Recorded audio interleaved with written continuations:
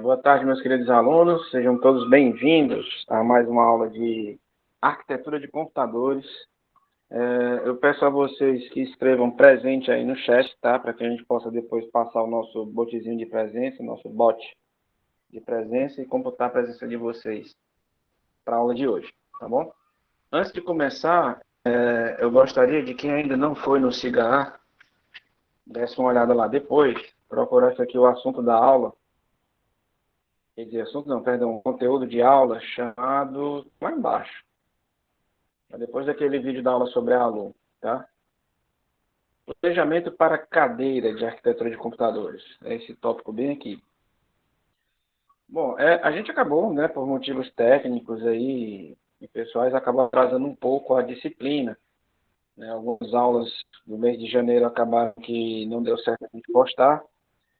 E por esse motivo, eu fiz um replanejamento das disciplinas. Eu coloquei da disciplina, né, do material que a gente vai ver.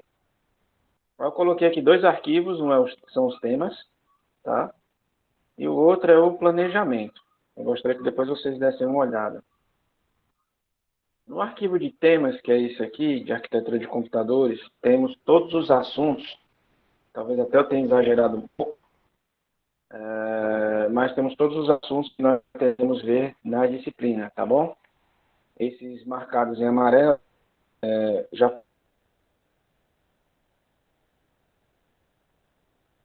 foram cobertos em alguma aula, no CIGA. A gente tem o assunto. Estou notando aqui, estou acompanhando para o celular, né? Estou notando que está tendo um lag engraçado, né? Tomara que não atrapalhe a gente. Tarde, a minha intenção é que colocar os dois vídeos para que vocês possam assistir. Então, a turma da manhã vai ter os dois vídeos disponíveis, a turma da tarde também vai ter os dois vídeos disponíveis. Que pode ser que alguma coisa eu fale na turma da manhã e tenha esquecido de falar na turma da tarde e vice-versa, né? Pode ser que eu fale alguma coisa para vocês e não tenha falado para o pessoal da manhã, assim vocês todos têm a oportunidade de ver os dois vídeos e fazer uma comparação. Serve até de revisão, né? Então pronto, esses assuntos aqui em amarelo já foram dados. Tem em algum vídeo lá no Cigarra tem. E os que não estão marcados faltam ser dados. Aí o que foi que a gente fez? Observando isso, remanejamos os assuntos de acordo com os temas, né? Aqui, tema 1, 2, para as aulas até o fim do semestre. Por isso que esse tópico ele tem a data do 9 do 2 até 8 do 4. Ok? As nossas aulas são terças e quintas, mas se a gente ficar dando só aula terça e quinta, vai acabar que não vai conseguir cumprir tudo o que a gente quer. Então, em algumas sextas-feiras, eu darei aulas extras. O horário escolhido na sexta-feira foi de 3h30 às 15h30, porque é um horário que foi observado, observei de vocês, é um horário que tem a maior quantidade de gente livre. Tá? Apesar de ser ao vivo, não será obrigatório, obviamente, a você estar na aula, não é obrigado a você estar presente na aula. Eu não vou fazer chamada nas sextas-feiras, mas, em compensação, se você assim desejar acompanhar a aula ao vivo, né, a gravação ao vivo, eu vou passar o link do Meet, você entra, aí você pode participar, tirar dúvidas, né, interagir. E é sempre bom se você puder acompanhar a aula ao vivo, né? Porque vai que acontece algum problema com a gravação, com o vídeo de gravação, e aí fica uma qualidade porcaria, né? Ou então não consegue nem terminar a gravação, não consegue nem processar, fica corrompido. Então não vamos nos confiar em assistir o vídeo só com a aula gravada, né? Vamos tentar assistir ao vivo. Mas como não é o seu horário de aula, né? Você não se matriculou para fazer essa disciplina na sexta-feira, você se matriculou para fazer nas terças e quintas-feiras, eu não obrigarei você a participar da aula de sexta. Então fica esse aberto aí, tá? Então, se você ver na aula de hoje, a gente vai dar o tema 6. Na de quinta-feira, o 7 e 8, e na sexta, 9 e 10. O tema 6, se a gente for olhar aqui, são os números binários, né? Falar de precisão finita, sistemas de números de raiz, números base, conversão de base e números negativos. Aí eu dou uma pulada também para o tema 8. O tema 8 está marcado para a próxima quinta, que é a parte de soma e subtração. Então, hoje a gente já vê um pouquinho, já para adiantar, soma e subtração de números binários. Pelo menos os inteiros, né? Sem ser os de ponto flutuante. Ok? Para poder já agilizar um pouquinho a coisa. Obviamente, esse cronograma não vai ser, eu não vou dizer que ele é fixo, tá? Vou tentar minimizar o máximo o número dessas sextas-feiras, então vou tentar colocar mais conteúdo por aula, para que a gente consiga enxugar essas sextas-feiras. Por exemplo, se na quinta-feira eu conseguir, por acaso, dar o tema o 9 e o 10, né? Então não vai ter necessidade de tela na sexta-feira. Né? Mas, de qualquer forma, eu vou tentar cumprir esse cronograma. Então é importante vocês ficarem de olho nesses arquivos, porque a cada aula a gente vai dar um check, né? Para saber se a gente conseguiu cumprir. Porque caso a gente não consiga cumprir esse tema, a gente tem que dar um jeito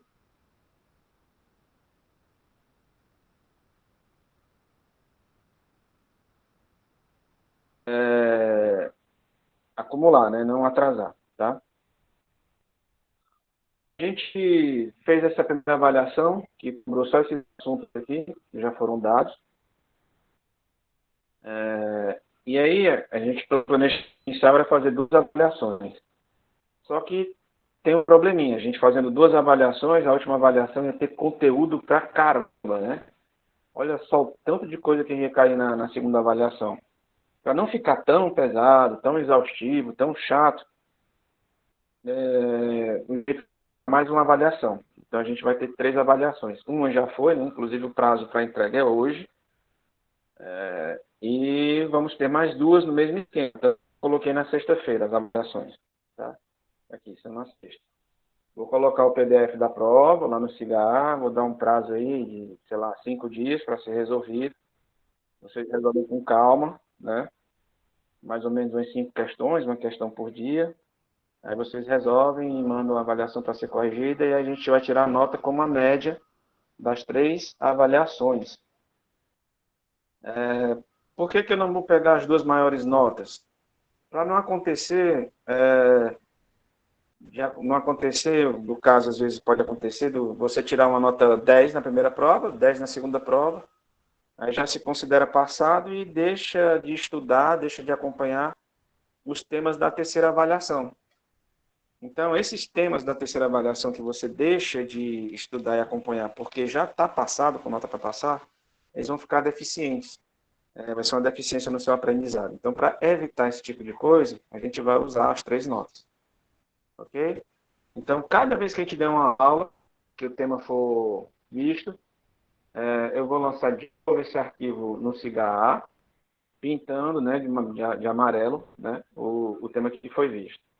Aí você pode me perguntar, porque aqui não tem os temas 4 e 5, né, que foram marcados aqui. Não estão marcados, não estão pintados e nem estão lá no planejamento. É porque esses temas eles são muito teóricos, muito blá blá blá, muito minúcias, então eu vou passar eles na forma de uma atividade para vocês pesquisarem, me apresentarem, e aí a gente pode colocar aqui com eles concluídos como sendo dados, mas foi uma pesquisa, uma coisa que vocês fizeram. Ok? Então, sem mais demoras, vamos para a aula de hoje. Tá? Já está aqui a aula, para quem não viu, a aula sobre a construção da ULA, a ULA de 1 bit. Né? Quem ainda não assistiu, eu recomendo que assista.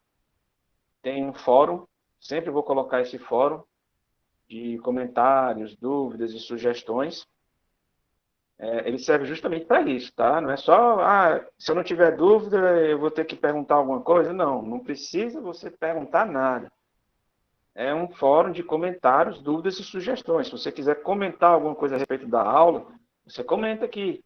Se você tiver dúvidas, obviamente, você pergunta aqui. Aí as dúvidas a gente tira na aula seguinte, tá? Se você tiver alguma sugestão, você também posta aqui. E a gente vai usar isso aqui como meio de comunicação entre a gente, para poder a gente ir se ajustando e tentando fazer a cadeira, a disciplina, né, da melhor forma possível. Tudo bem?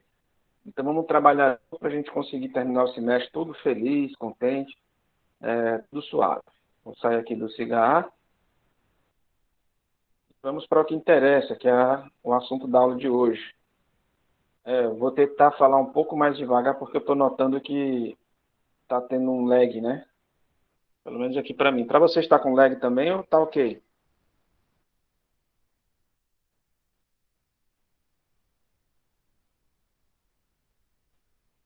Vou fazer um teste, ó. Estou passando agora para o slide 2. Tá no slide 2 agora. Voltei para cá. Para mim tá com lag. Então, vou tentar falar um pouquinho devagar para compensar o lag, tá bom? Então, vamos lá. Vamos para a nossa aula de hoje, tá? De arquitetura de computadores. Depois eu vou postar esse PDF lá. Não que vai ser de muita ajuda, né? Mas vai estar lá. Pelo menos para saber os assuntos que foram abordados. E na aula de hoje, a gente vai ver os seguintes assuntos. Ó. A gente vai ver números de precisão finita, sistema de números raiz ou números de base.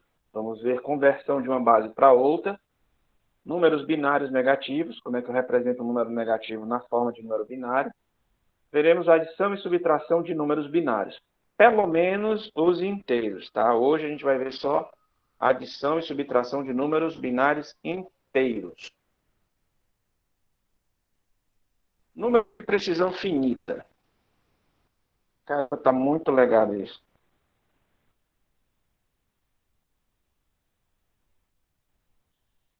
Pois vamos lá, números de precisão finita. O que a gente tem que ter em mente é que a aritmética que é feita por um computador, ela é bem diferente, né, da aritmética que a gente faz, nós seres humanos. Isso porque a gente tem uma capacidade de abstração muito maior, que os computadores ainda não têm. E os computadores têm uma restrição séria, que eles trabalham com o que a gente chama de precisão fixa e finita. Além disso, a maioria dos computadores trabalham com um sistema de numeração binárias, ou seja, eles só representam os números na forma binária. A primeira pergunta que a gente tem que fazer para entender essa questão de números de precisão finita é: quantos dígitos são necessários para representar um número? Para responder essa pergunta, a gente tem que lembrar que a quantidade de memória disponível para um computador ela é limitada, ela é finita. Ainda não inventaram um computador com memória infinita. Tá? E mesmo que você vá para o computador quântico, né, trabalha com os elétrons, vai ser uma memória grande pra caramba, mas ainda assim infinita, né? Porque a quantidade de elétrons disponíveis, apesar de ser absurdamente grande, é finita. Não, esquece essa besteira de quântico de elétrons que não cabe na nossa discussão, não, tá?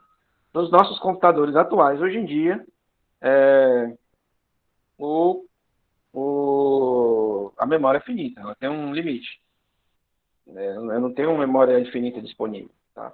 E essa quantidade de memória disponível para você utilizar no computador, ela é fixada, ela é definida ainda na fase de projeto. Então, quando o cara está projetando, quando o engenheiro está projetando o computador, ele já vai definir o quanto de memória o computador pode utilizar para representar os números.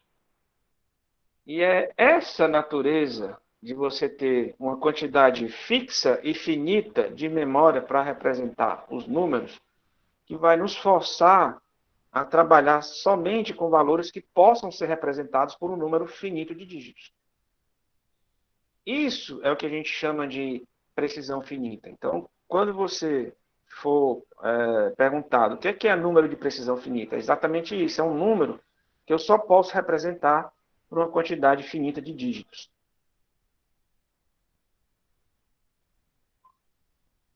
Então, para a gente estudar essa natureza, vamos analisar um subconjunto dos números inteiros. Esse subconjunto serão dos inteiros positivos, que podem ser representados apenas com 3 dígitos. O que me leva aos números, já que eu só posso usar 3 dígitos, né? 0, 0, 0 a 9, 9, 9. Então, o meu subconjunto que eu vou trabalhar aqui para o nosso estudo vai ser esse intervalo fechado de 000 a 999. São números inteiros positivos e de 3 dígitos. Se eu coloco essa restrição, de cara, eu vou retirar todos os números que são maiores do que 999, todos os números que são menores do que zero, todas as frações, os números irracionais, porque obviamente não são inteiros, e os números complexos, que obviamente também não são inteiros. Uma propriedade importante na aritmética tradicional é que o conjunto dos números inteiros ele é fechado em relação às operações de adição, subtração e multiplicação. Ele não é fechado em relação à divisão. O que é que significa isso? Um conjunto ser fechado a uma operação significa que se eu pego dois elementos pertencentes a esse conjunto e aplico a essa operação, o resultado é um elemento que pertence a esse conjunto. Então, se eu tenho dois números inteiros e efetuo a soma desses dois números inteiros, obviamente o resultado é um número inteiro. Se eu tenho dois números inteiros e aplico uma subtração nesses dois números inteiros, obviamente o resultado é um número que pertence ao conjunto dos números inteiros. Se eu pego dois números inteiros e aplico a operação de multiplicação, o resultado é um número que pertence ao conjunto dos números inteiros. Isso não acontece com a divisão. Eu posso pegar dois números inteiros, por exemplo, o 5 e o 3, efetuar a divisão desses dois números e o resultado não é um número inteiro, é um número fracionado, tá? Um número decimal. Então, por conta disso, o conjunto dos números inteiros ele não é fechado em relação à divisão.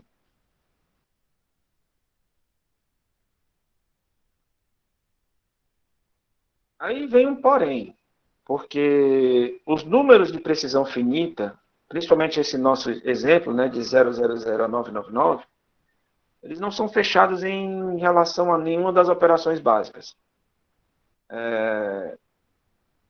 Nem para adição, nem para subtração e nem para multiplicação. Quando ocorre de eu aplicar uma operação entre dois elementos desse nosso conjunto, e eu obter um elemento que não pertence ao conjunto, a gente chama de violação. Então, ocorreu uma violação.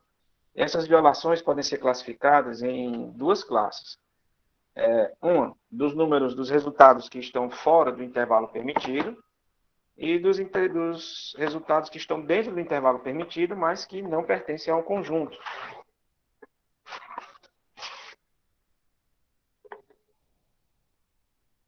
Quando acontece de eu ter o resultado fora do intervalo permitido, eu posso ter um erro de excesso ou um erro de falta. Vamos olhar aqui o nosso exemplo, né? Dos nossos subconjuntos. Eu posso pegar aqui o número 0,25. Está dentro do nosso intervalo? Tá ok então. Então eu vou somar com o 975. Qual é o resultado? O resultado é 1.000, não é?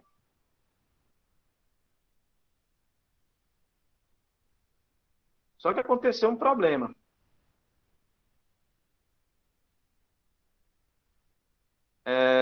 Eu não posso representar esse valor no meu subconjunto.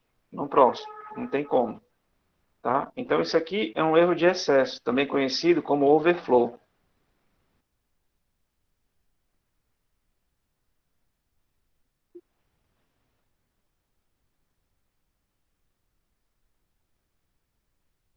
Aconteceu aqui, tá feio, né? Escrevendo aqui. Um overflow, tá? Muita gente pode chegar e indagar o seguinte: não, professor, nesse caso, 0,25,975 dá 1, né? Dá 0,01. Não necessariamente. Isso aqui é uma estratégia para lidar com overflow, com o estouro de memória. Mas isso não significa que todo e qualquer computador, toda e qualquer máquina vai lidar com o overflow dessa maneira, tá? E, inclusive, vai depender muito de como os números serão representados dentro da arquitetura do computador. A gente vai ver mais na frente que nem todas as representações binárias traduzem os valores numéricos da mesma forma. mesmo para os números positivos, eles podem ter representações binárias diferentes. A gente vai ver isso mais adiante da aula. Então, isso acontece, ó, quando eu tenho um valor que é maior do que o maior número que eu posso produzir, do que o meu intervalo superior, eu tenho um erro de excesso ou um erro de overflow. Pode acontecer o contrário. Eu posso ter aqui 0,25 e subtrair, por exemplo, de 125. Isso aqui daria quanto? Era para dar menos 100, né? Só que aí eu tenho um problema também. Esse valor não pode ser representado pelo meu subconjunto. Então, isso aqui é um erro de falta, também conhecido como erro de underflow.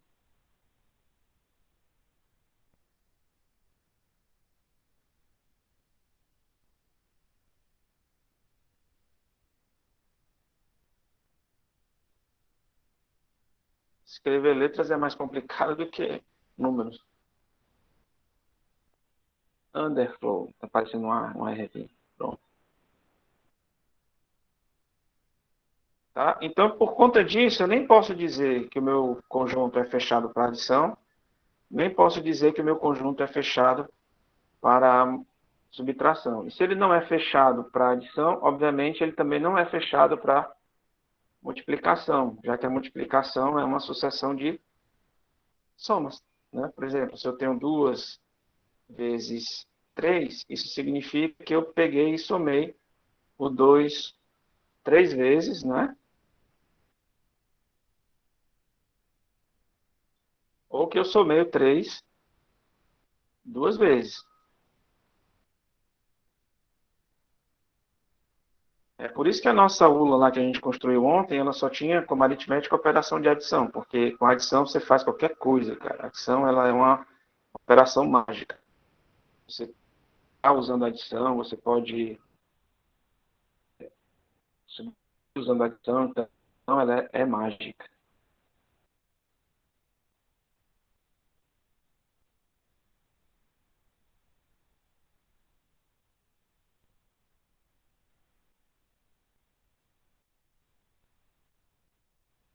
Bora, velho. Me acompanha. Terminei de escrever faz tempo. Pronto, aí.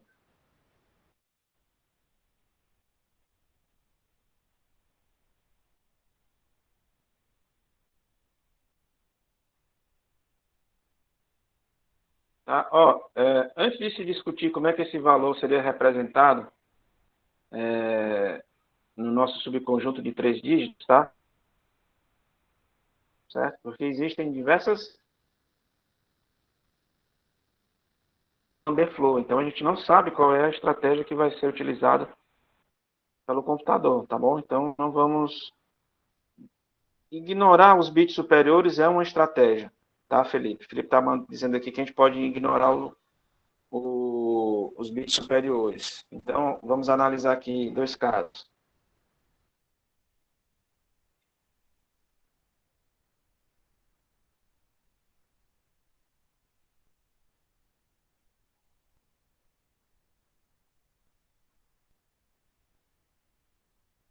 Se eu tenho isso aqui, né? Por exemplo, se o meu resultado tivesse dado 1010,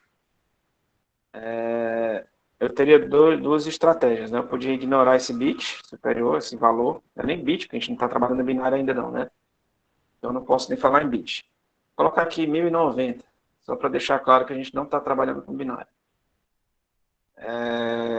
Eu poderia ignorar e o valor seria esse aqui, 0,90, que obviamente está errado. Né? 0,90 é diferente do 1090.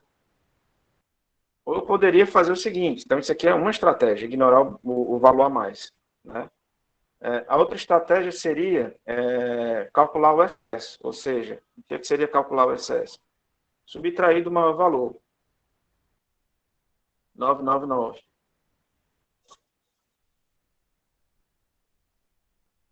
Aí 9 para 10 dá 1, né? Vem 1 para cá, dá 0.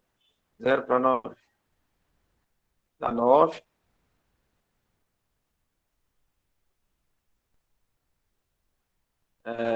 Dá 10, né?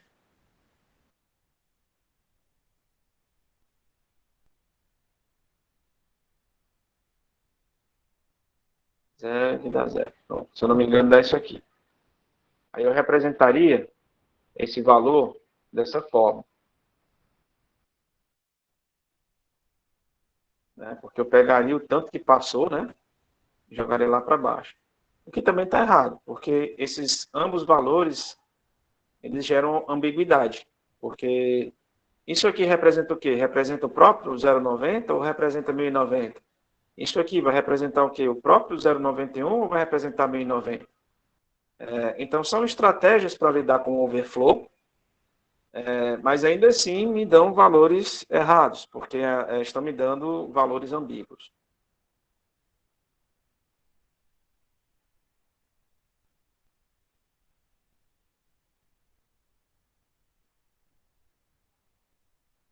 Então, esses foram os erros de excesso e os erros de falta, né? Também conhecidos no submundo do crime como overflow e underflow. Então, a gente sabe que ocorrem violações de valores quando a gente está trabalhando na álgebra de precisão finita. E a gente tem que prestar bastante atenção e tomar muito cuidado com essas violações. A gente pode pegar, por exemplo, a lei associativa.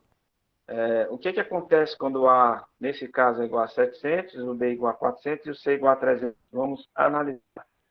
A gente tem aqui o nosso subconjunto. Vamos colocar aqui a lei associativa. Tem o A mais.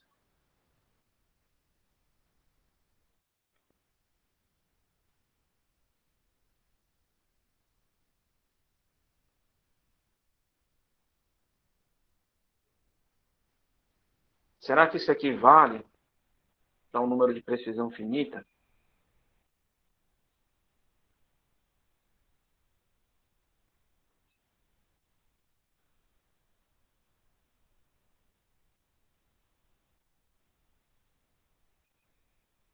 Vamos lá. O A aqui vale quanto? 700, não é? O B vale 400, é isso? Isso, 400. E o C vale 300.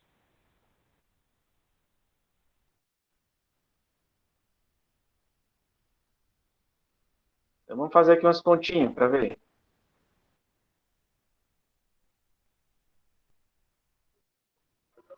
Então, se o A é 700, tem aqui 700,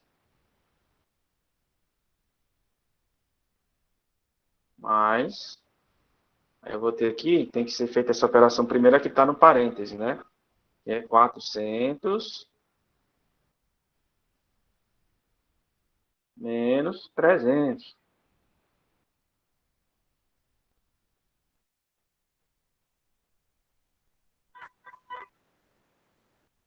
Aqui eu vou ter 700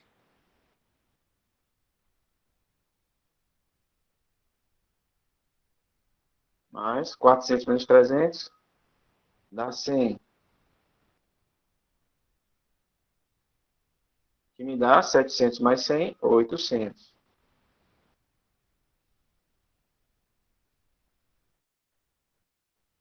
Beleza. Será que isso se repete aqui desse lado? Veremos. Eu terei aqui entre os parênteses os 700 mais o 400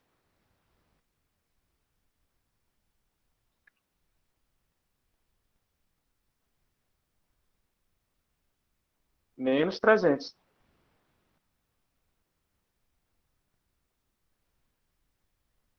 Bom, aqui já lascou. Por quê? 700 mais 400 dá quanto? Dá 1.100. Como é que eu represento isso aqui no meu subconjunto de 3 dígitos? A gente já teve essa discussão. Isso aqui vai ser representado como? Como 100? Eu vou ignorar o valor mais extremo? Ou eu vou usar aquela abordagem de pegar 1.100 Subtrair de 999. Isso aqui vai dar 1.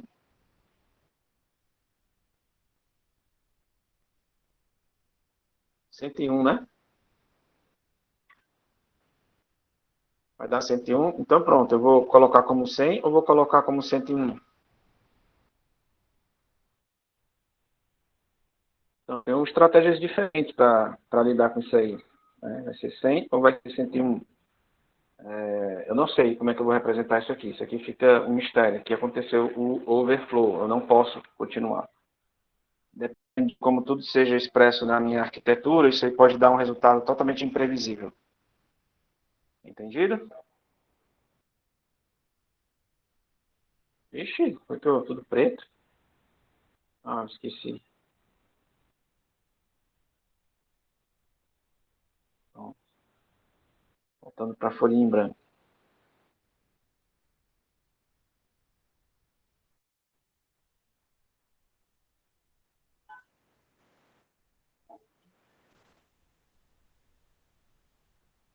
Então, eu não posso dizer que a associativa vale para a nossa precisão finita. A gente viu que pode acontecer um overflow, e eu não sei como a máquina vai lidar com o overflow e o resultado é imprevisível. A mesma coisa que acontece na lei distributiva. Vamos analisar esse caso aqui. Deixa eu só anotar aqui os 5, para não ficar pescando, né? 210 e 95. Vamos analisar da mesma forma aqui a lei distributiva. Né? A gente tem aqui, a gente não pode esquecer que o nosso intervalo é de 0, 0, 0 a 999.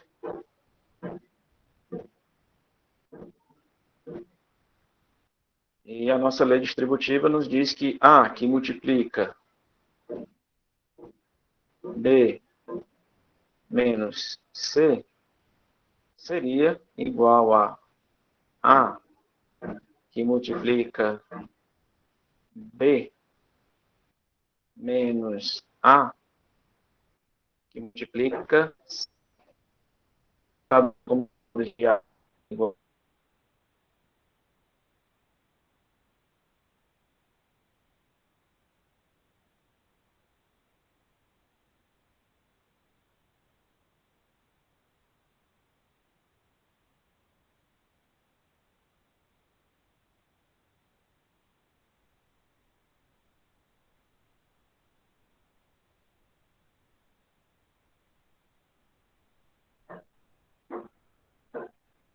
Esse lá aqui,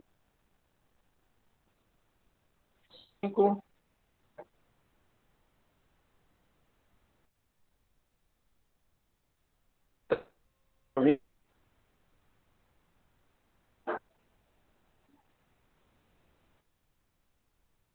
Alô, alô, vocês estão me ouvindo?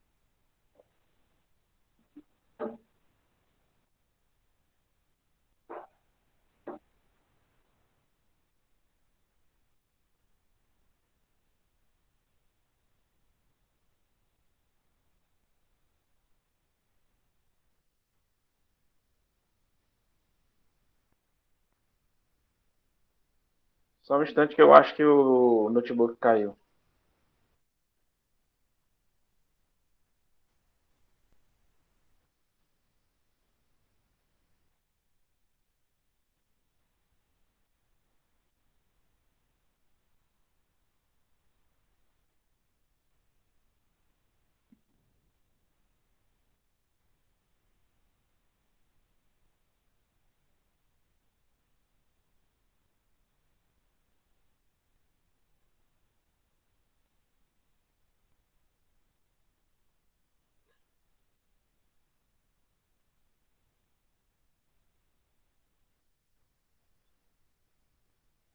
Perdão, gente, a conexão com o notebook caiu.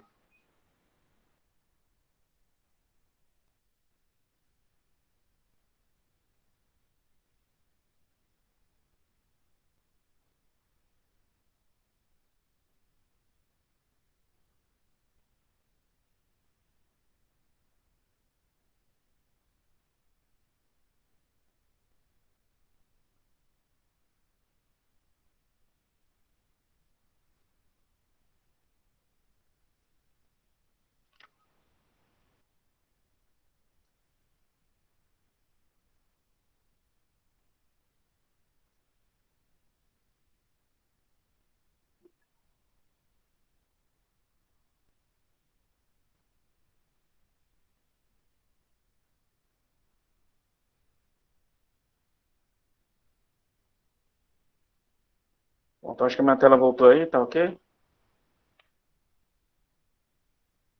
Ainda tá com LED, né? Sim, eu sei que vocês viram aqui em matemática, mas só para a gente deixar claro como é que isso vai se encaixar na nossa precisão finita, tá? Então, temos aqui 210 menos 195,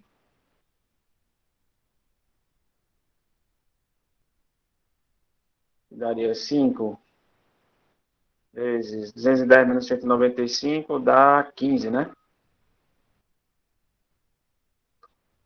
Isso. Aí 5 vezes 15 dá 45. Vocês são melhor do que eu em aritmética, vocês me corrigem depois. Beleza. 75? Deu 25. Peraí, vamos ver aqui com calma.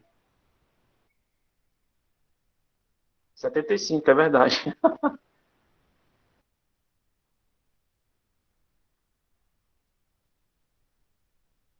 Ó, 75. Isso, 75. Aí, corra boa, tem a galera que é boa em aritmética na aula, né? Isso foi de propósito, para ver se vocês estão prestando atenção. Do outro lado, o que acontece? 5 vezes 210. Ah, aqui já lascou tudo.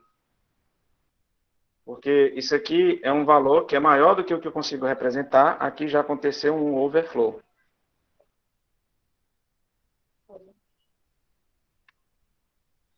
No que acontece o overflow, eu não tenho como saber como é que vai acontecer, qual é o resultado que vai aparecer dessa multiplicação, tá? Então, novamente, assim como a lei associativa não vale para números de precisão finita, a lei distributiva também não vai valer para números de precisão finita. Poxa vida, que chato, né? Então, o que, é que a gente poderia concluir observando isso? Que computador não presta para nada, não presta para porra nenhuma. Devido a essas limitações, né, de, de memória, de representação numérica, a gente não pode usar um computador para fazer contas aritméticas, né? Todo mundo concorda com isso, obviamente. É claro que não, isso não é verdade, né? Tanto é que um computador ele pode fazer contas, pode fazer cálculos, muito melhor do que qualquer ser humano usando qualquer ferramenta disponível para que ele faça esses cálculos manualmente. Tá? Então existe aí alguma mágica, alguma maneira que permite que uma máquina que é incapaz de fazer uma aritmética decente consiga fazer cálculos melhores do que a gente, né? Que tem uma capacidade de abstração maior do que um computador. Né? Então, para entender que mágica é essa, a gente tem que entender a natureza da precisão finita, da representação dos números dentro da arquitetura da máquina, para ver como que essa mágica aqui de mágica não tem nada, né, funciona. Vamos agora para sistemas de números raiz. Um sistema de numérico de uma base K genérica qualquer. Deixa eu colocar aqui, ajustar. Não, certo, não deu. Feio. O sistema de números raiz diz o seguinte: o que é uma base? Uma base é uma maneira, uma representação que você utiliza para contar os valores. Nós, seres humanos, estamos acostumados a usar a base 10. Nem sempre foi assim, mas a gente está acostumado a usar a base 10. Porque desde os primórdios da humanidade, há milhões de anos atrás, quando a gente começou a contar pequenas coisas, o que a gente utilizava eram os nossos dedos. De repente a gente queria contar quantas frutas tinha numa cesta, né? São pequenas coisas naquela vida rústica, né? Do homem das cavernas, dos nômades e tal. Então você contava usando os dedos, né? Então, por conta disso, por esse motivo, por você usar os dedos das mãos, e a gente ter 10 dedos nas mãos, a gente se habituou a usar o sistema decimal, de base 10. O sistema decimal é como a gente chama o sistema de base 10. Se a gente tivesse 12 dedos nas mãos, a gente provavelmente hoje estaria discutindo a base 12, não a base 10.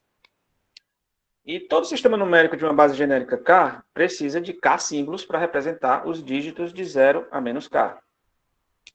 E essa fórmula que eu coloquei aí, que a gente vai usar mais à frente, é uma fórmula bacana e genérica de expressar qualquer número numa base B qualquer na forma decimal. Ela pode parecer assim à primeira vista um pouco confusa, dá medo ali, você está vendo um somatório, né? O que é que está acontecendo? Mas quando a gente aplicar nas transformações de base, principalmente de uma base para o decimal, você vai ficar, entendi. Tá? Então, vamos clarear aqui o nosso pensamento de como é que funciona esse treco aí chamado base. Tá? Vamos falar aqui de algumas bases que nós conhecemos. Vamos começar pela famosa base 10. A base 10, ela precisa de 10 símbolos. Quais são eles? A gente já conhece todos eles, né? O 0, o 1, vão representar valores de 0 a 9. O 2, 3, 4, 5, 6, 7, 8 e 9. Pronto. São 10 símbolos que representam os valores de 0 a 10 menos 1, que dá 9. Professor, então como é que eu represento o valor 10? O valor 10 você já sabe, né? Você vai representar isso aqui. E essa representação, ela é mágica. Porque essa representação, ela diz o valor da base em sua base. Ou seja, na base 10, o 10 é assim. O valor 10 na base 10 é assim. Tá? O valor 2 na base 10 vai ser do mesmo jeito. O valor 7 na base 7 vai ser do mesmo jeito. Duvida? Vamos ver.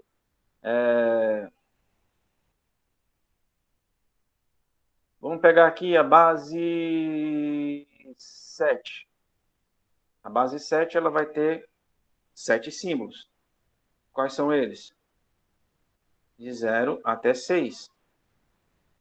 Elas representam o valor de 0 até a base menos 1. Então, a gente vai ter isso aqui na base 7. Tá? Então, todos os valores até 6 são representados assim. Como é que eu escrevo o valor 7? Como eu não tenho mais como representar, vou ter que repetir o 0, que é o meu primeiro símbolo, e vou ter que andar mais uma casinha aqui para o lado, né? Que é a casa dos decimais. Então, pronto, ó. Vou ter que colocar um assim. Então, o 7, na base 7, é representado dessa forma. Tá? E a base 3? A base 3, ela só tem 3 símbolos. E representam os valores de 0 até 3 menos 1, que é 2. Então, os valores 0, 1, 2. Como é que eu represento o 3? Da mesma forma. Então, esse valor aqui, ó, essa representação, esse símbolo aqui, esses dois símbolos, eles sempre representam o valor da base em sua base. Tá? Por isso que tem até uma piadinha meio sem graça na computação, que toda base, na verdade, é base 10. Né? Porque todo número da base é representado dessa forma. Tá? Então, se você chegasse para um alienígena que a vida inteira trabalhou com a base 4, ele não ia dizer que estava trabalhando com a base 4, né? Porque o 4 para ele é 10. Então, ele ia dizer para você, o que é a base 4? A gente sempre usa também a base 10, só que a base 10 para ele é de 0 até 3. Tá?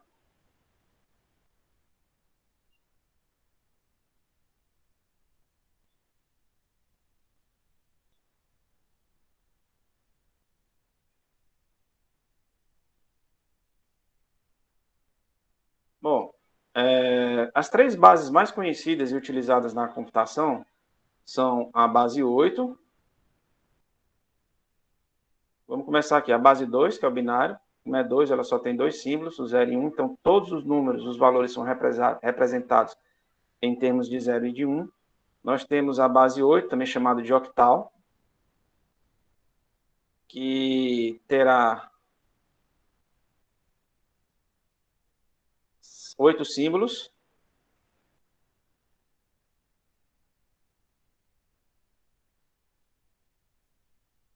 Ai, ai.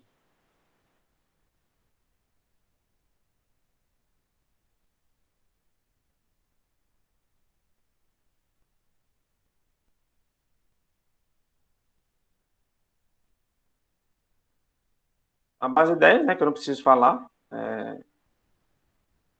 e a base 16, ou hexadecimal. São as bases que comumente a gente trabalha na computação. Aí na base 16 eu preciso de 16 símbolos, a hexadecimal, para representar os valores de 0 até 15. Tá? Então tem um... Brian, essa é uma boa pergunta, tá? Por que essas são as mais famosas? Por que a gente utiliza a base 3? Porque como o computador tudo é binário, importa qual é a base que você está usando, no final das contas tudo vira binário. E binário é uma base que tem dois valores, 2 elevado a qualquer coisa, né? Então as bases mais utilizadas serão 2 elevado a n, tá? Na época tem, então na época dos 8 bits, então usava-se o quê? Usava-se 2 elevado a 3, né? 16 bits. Então se fosse 8 é igual a 2 elevado a 3, né? Então, faz parte da potência de 2. 16 é 2 elevado a 4, tá? Então é mais por causa disso, né? Porque, querendo ou não, as bases 8 e 16, elas são convertidas em potência de 2. E é assim que o computador trabalha. Invariavelmente, independente da base que você vai usar, vai ser tudo convertido entre zeros e uns. E que, na verdade, não são zeros e uns, né? São voltagem, a gente viu que o zero é, na verdade, 0,5 volt. O 1 é uma forma da gente representar 1,5 volt, né? Voltagem alta, voltagem baixa. Esse zero é uma relação que nós seres humanos, criamos, né, para isso. Para a máquina mesmo, em si, é voltagem baixa, voltagem alta, né? Binário porque são dois valores, então, que representam, tá? Então, voltando a 16, alguém fez uma pergunta ou foi uma observação?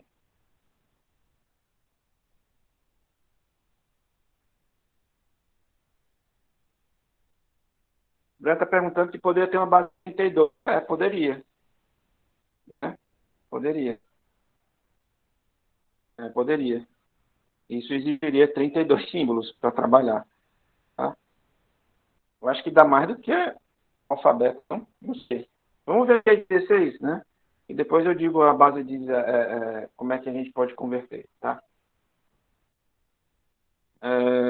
O Felipe está perguntando se a gente converte esses bits em pulsos. Isso ficou é um assunto muito mais profundo, né? Eu sugiro depois, se você quiser, a gente procura alguma fonte aí de informação e coloca lá no Cigar, tá? De um site, de algum vídeo, tá bom? Se você achar também, por favor, te peço, fique à vontade, me passe o link, que aí eu posto lá no Cigar a título de curiosidade. Então, para a base 16, a gente tem que representar de 0 a 15, né?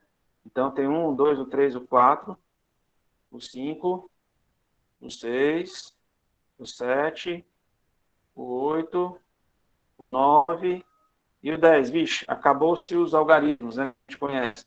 A gente começa a usar a letra. O 10 para o 16 vai ser o A, o 11 vai ser o B, o 12 o C,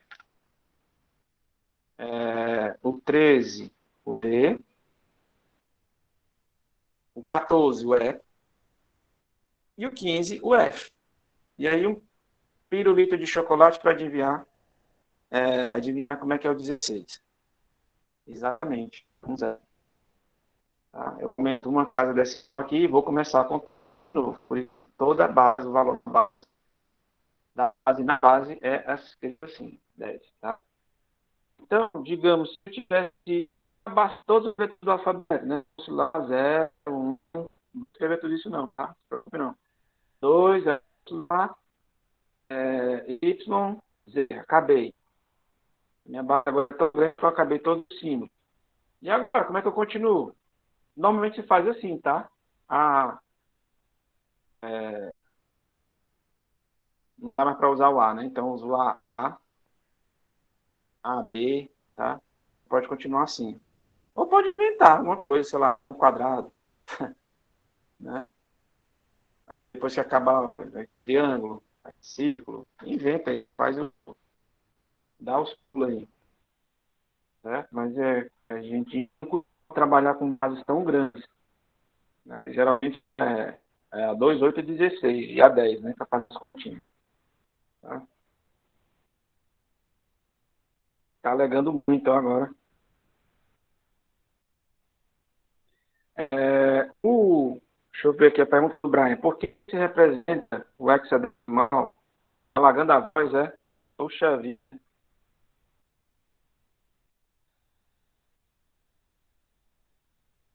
O Brian está perguntando por que se representa o hexadecimal por 0x. Na verdade, quem representa o hexadecimal por 0x são linguagens, a linguagem C e seus derivados. Tá? Não tem nenhum motivo especial para que se represente os hexadecimais com 0x, né? E os octais com 0. Isso aí foi uma decisão. Exatamente, Felipe. Isso é um açúcar sintático, né?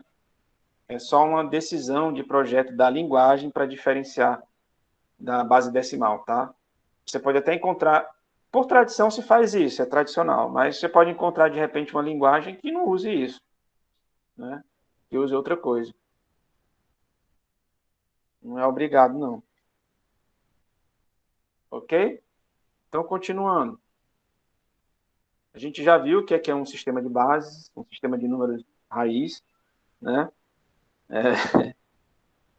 O açúcar sintático é uma expressão interessante, né? Observação aqui no chat. Tem que tomar cuidado com a diabetes, né? KKKKK. Alguém digita aí. Né? Como eu falei, as principais bases são a binária octal, a decimal e a hexadecimal, tá? Aqui na figura A3, que vocês podem encontrar no apêndice A do livro do Tannenbaum, existe aqui algumas correspondências, né? Entre o decimal, binário, octal e hexadecimal. Você pode ver alguns valores aqui representados nessas bases diferentes. Depois, por curiosidade, consultem lá. Vamos agora aprender a converter de uma base para outra. Começando com a mais fácil, a mais bestinha, né? De binário para octal. De binário para octal e hexadecimal é bem direto. Modo, não é nem easy, é very easy, é easiest. Porque a base 8, a gente pode dizer que ela pode ser transformada numa potência de base 2, né? Ó, o 8 é igual a 2 elevado a 3. Então, se eu tenho um número binário qualquer, vou pegar aqui um número binário,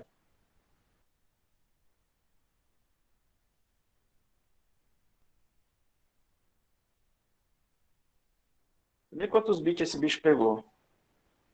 Mas deixa quieto. Aí, para diferenciar, para poder deixar claro, não gerar ambiguidade, tá? E deixar claro que isso aqui é um número binário, a gente coloca aqui, coloca os parênteses e um 2 aqui embaixo, tá bom? Isso aqui é a minha representação para dizer que esse indivíduo, esse queridinho aqui, ele é um número binário, ele não é um número decimal bem grandão, tá bom? A não ser que, por exemplo, a gente esteja trabalhando num ambiente que deixe claro que tudo que está sendo feito é binário, né? Então não há ambiguidade, então não há necessidade de você representar dessa forma, tá? Mas para evitar a ambiguidade a gente coloca assim. Então como é que eu faço para converter essa criança aqui em octal?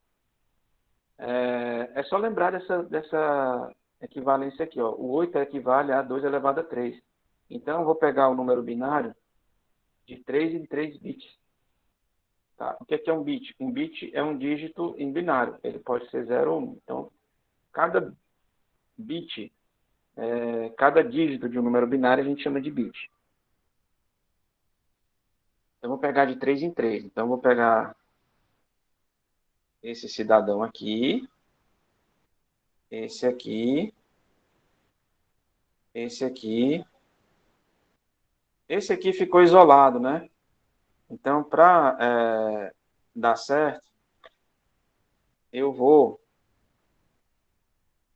completar, já que eu só tenho um bit, eu vou colocar mais 2 bits aqui para poder completar e ficar com 3 bits. Beleza. Por que eu fiz isso? Porque dentro de 3 bits eu só vou ter esses valores possíveis. O menor vai ser 000, né? E o maior vai ser quanto? 1. Isso significa que que esses valores representados nesses 3 bits binários, eles estão presos no intervalo de 0 a 7. Então, não há nenhum risco de eu causar overflow em nenhum valor da base 8, tá? Por isso que essa estratégia também é bem bacana e não dá erro para converter para a base 8. Que valor é esse? Esse aqui, se eu não me engano, me corrija se eu estiver enganado, é o 4. Esse aqui é o 5. Esse aqui é 3. Isso aqui é 1. Portanto, esse binário lá de cima é esse valor aqui em octal. Aí eu vou colocar aqui, ó, 8, que é para não gerar ambiguidade, eu não achar que eu estou falando do número 1354 em decimal, tá bom? E para trazer de volta, de octal para binário, mesma coisa, tá? Vamos pegar aqui um número binário qualquer, para não ficar o mesmo. Vou pegar aqui 2526. Eu tenho que lembrar, isso aqui está em octal, vou transformar em binário. Como é que eu faço para transformar em binário? Eu tenho que lembrar que cada dígito do meu octal vai me dar 3 bits do binário, não é não?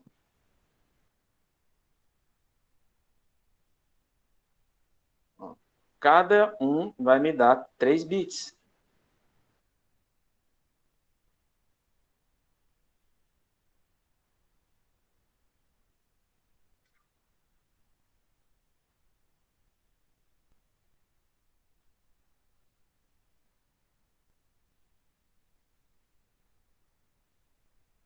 Aí eu posso representar aqui o 6, como é que eu represento? Se eu não me engano, o 6 é assim. O 2 é assim.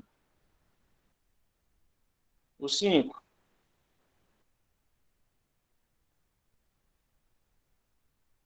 e o 2. Então pronto, eu posso até descartar esse 0 aqui à esquerda, né? Mais à esquerda, porque não está me representando nada. E eu não estou limitando os bits. Isso aqui é aquele número convertido em binário. Fácil, né? Papaya with sugar. É bem facinho de fazer, é direto, tá? Não entendi sua pergunta, Felipe. Se for uma base maior que 128, não entendi. Como assim? Ele pergunta se for uma base maior do que 128. Eu não entendi essa tua pergunta.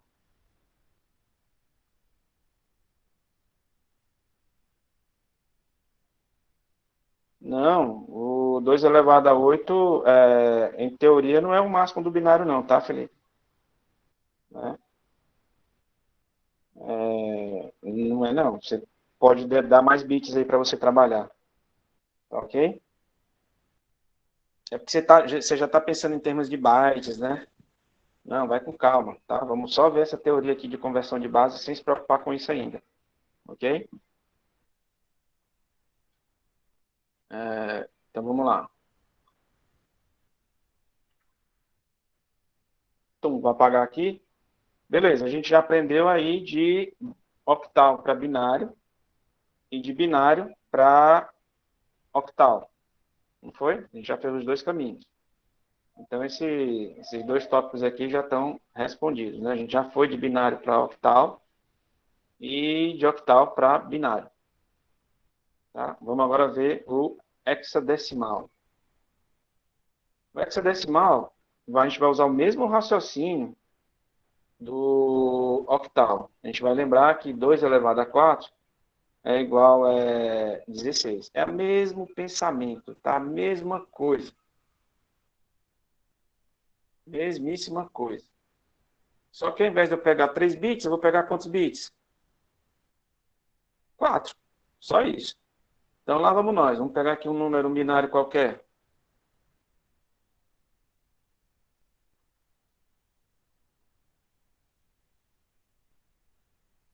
Pronto.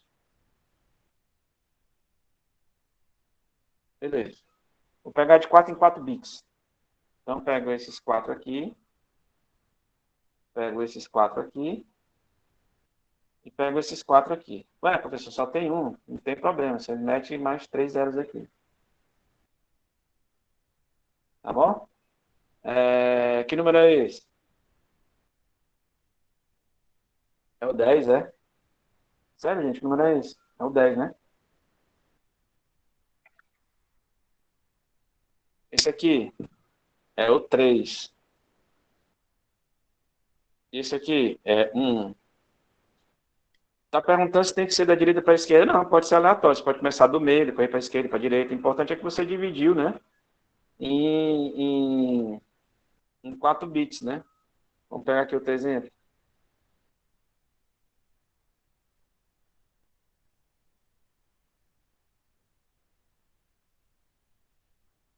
Pegar esses 4. Pega esses 4. Só de sacanagem, vou botar mais um e 0 aqui. Aí eu pego esses 4. Aí eu vou pegar esses 4 aqui. Pronto, eu não preciso ir da direita para a esquerda, da esquerda para a direita. Não. Vou pegar na doida aqui. Que número é esse? Isso aqui é o 14, né? Como é que é o 14? Ué. Agora eu vou pegar esse aqui. Que número é esse? É o 3. Esse aqui é o 15, que é o F.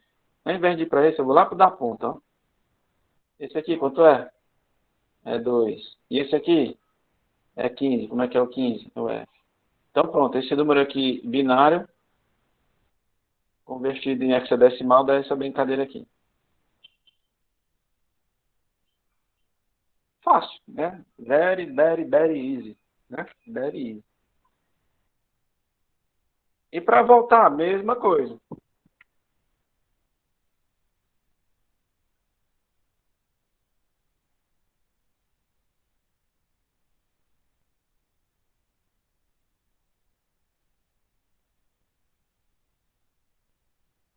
Vamos colocar um número hexadecimal aqui, maluqueira.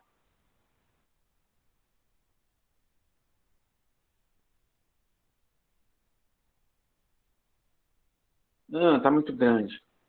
Às vezes eu me empolgo. Vou botar aqui 7D. Pronto, beleza. Eu tenho que lembrar que cada dígito desse aqui está em hexadecimal, tá?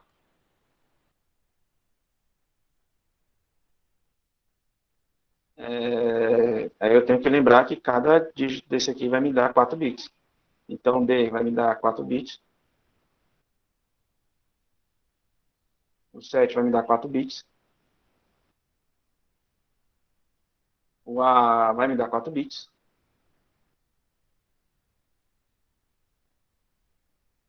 E o 2 vai me dar 4 bits.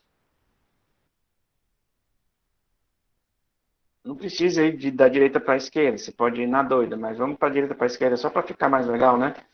O D, que valor é o D? O A é o 10, o B é 11, o C é 12, o D é 13, né? Jesus, como é que é o 13 em binário? O A é assim, né? O B é assim, o C é assim. Opa.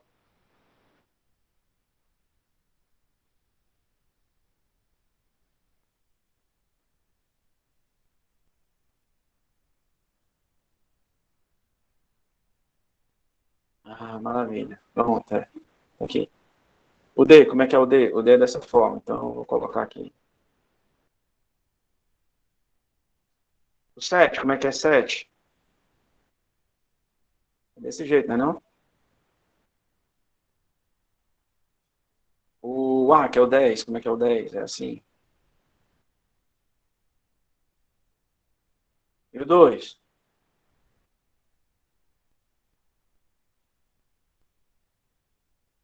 Pronto, tá aí. É. Exatamente, Isaac. A gente tem que dividir as casas, mas a gente pode, depois que for solucionar, ver de qualquer forma. E esse tipo de raciocínio não vale só para octal e para base hexadecimal, não. Vale para qualquer base que possa ser convertida em potência de 2. Por exemplo, alguém perguntou, e a base 32, né? A base 32, ela equivale a quem? A 2 elevado a 5. Então, cada dígito escrito na base 32 vai equivaler a 5 bits. Da mesma forma, qualquer número binário para ser convertido na base 32, eu vou ter que pegar de 5 em 5 bits. Tá? Não vou dar exemplo aqui não, tá? Se vocês quiserem depois, vocês brinquem aí, botam o número em binário, converte na base 32 e faz vice-versa. Tá bom? Quem não tiver mais o que fazer, fique à vontade. Então pronto, a gente já viu de binário para octal, de octal para binário, de binário para hexadecimal, de hexadecimal para binário. E de octal para hexadecimal, é só usar o binário como intermediário, né? Você converte em binário e de binário para hexadecimal. É bem facinho.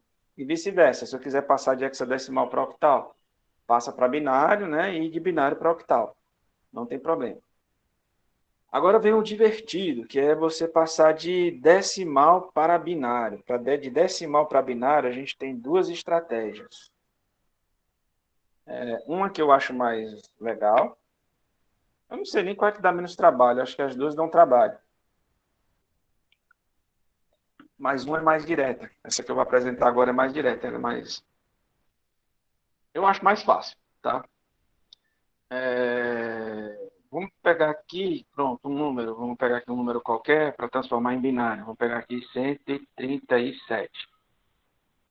Beleza. Aí eu vou lembrar aqui algumas potências de 2, só para eu me basear. 2 elevado a 7 igual a 128. 2 elevado a 6 é igual a 64. 2 elevado a 5 é igual a 32. 2 elevado a 4 é igual a 16. 2 elevado a... Travou? Poxa, destrava aqui. 2 elevado a 3 é igual a 8. 2 elevado a 2 é igual a 4. Que 4 horroroso. 2 elevado a 1 é igual a 2. 2 elevado a 0 é igual a 1. Isso aqui você não precisa fazer, não. É só para a gente ver bem direitinho, tá? Na primeira estratégia de converter um número decimal em binário, isso aqui está na base 10. Como é que eu acho o correspondente desse bicho? Na base 2. É o seguinte, cara.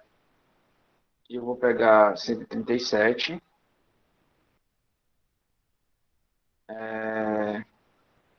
E vou subtrair do maior valor que eu conseguir, tá? Que seja da base 2. Então, qual é o maior valor, potência de 2, que é menor do que 137? É o 2 elevado a 7. Tá? É o maior valor. Se eu pegar 2 elevado a 8, isso aqui já vai dar 256. Tá? Então, já não dá. Então, o maior valor, potência de 2, menor do que eu posso subtrair de 137, é 2 elevado a 7, que dá 128. Eu não sou muito bom de aritmética. Por favor, vocês me corrigem aí caso detectem um erro, tá bom? Então, vamos lá. 8 para 17 dá quanto? Dá 9. Baixa 1, 3. 3 para 3 dá 0, né? 0. Pronto, beleza. Deu 9. Tá. Aí agora eu vou analisar esse bichinho aqui. Qual é a potência de 2? Que é a maior potência de 2 menor do que 9? É 8, né? Então, eu pego 2 elevado a 3. Tá? Isso aqui dá quanto? Dá 8. 9 menos 8 dá 1. Aí eu vou analisar esse bichinho aqui, esse cara. Qual é a maior potência de 2, que é menor ou igual a esse valor? É o 2 elevado a zero. 2 elevado a zero dá 1. 1 menos 1 dá 0. E aí eu acabo a minha brincadeira. Tá? Como é que eu vou converter isso aqui para binário? Vou colocar uns sempre que eu tiver... Vamos pegar aqui 8 bits, só para brincar um pouquinho. 1, 2, 3, 4, 5, 6, 7, 8. Esse bit aqui é a posição 0, aqui é a posição 1, aqui é a posição 2. Aqui sim é a direita para a esquerda, tá?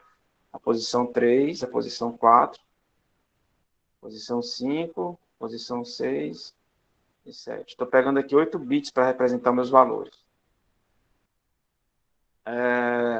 Na posição 0, eu tenho algum 2 ali, alguma potência? Tem. Então, eu vou colocar 1 aqui.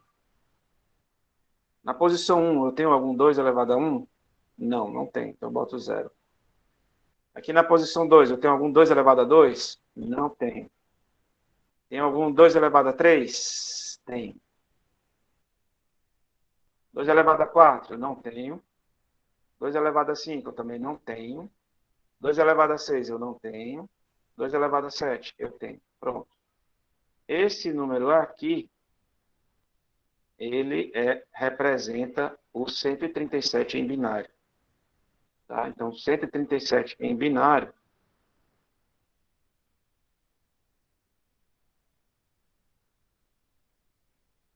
é igual a 1, 0, 0, 0, 1, 0, 0, 1. Entendido? É desse jeito que você vai converter qualquer número decimal em número binário. Tá? E aí vem a outra estratégia, que essa outra estratégia não é exclusiva para conversão em binário. Você pode converter qualquer base, um número decimal para qualquer base. Qualquer uma, qualquer base genérica. Tá? Eu vou mostrar agora. Como é que eu faço na outra estratégia para converter o tal do 137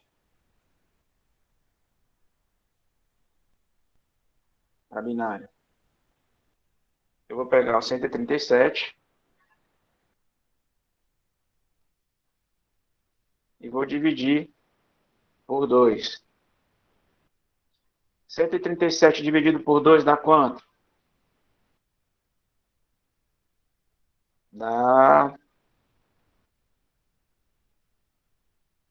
60, 3, 17, 68, é isso? 16 vai 1, sei nem. Tá. 2 vezes 8, 16, vai 1. 2 vezes 6, 12, 1, 13.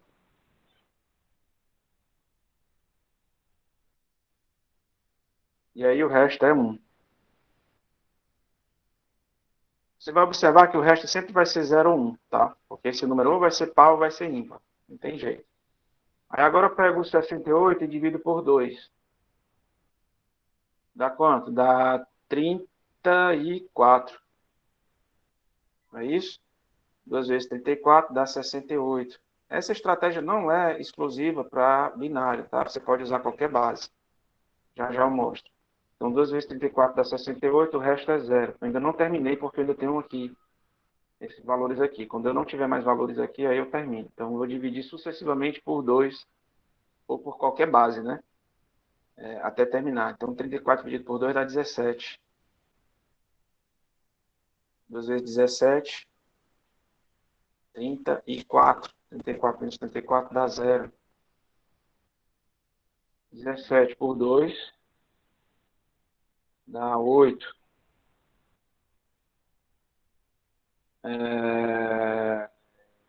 Eita pau. 2 vezes 8 dá 16. Sobra 1. 2 dá 4. Dá 8. E dá 0. E dá 2.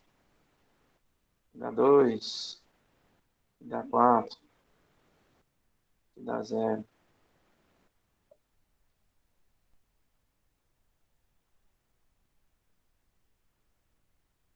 Aqui dá 1, dá 2, e aqui dá 0.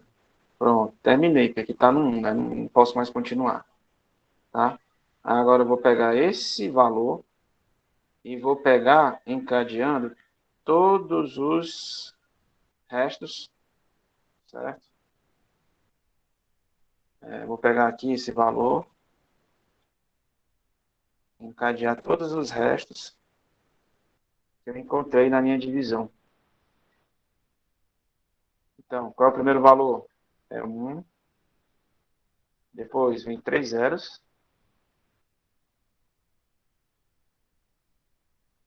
Depois vem 1, 2 zeros. E termina com 1.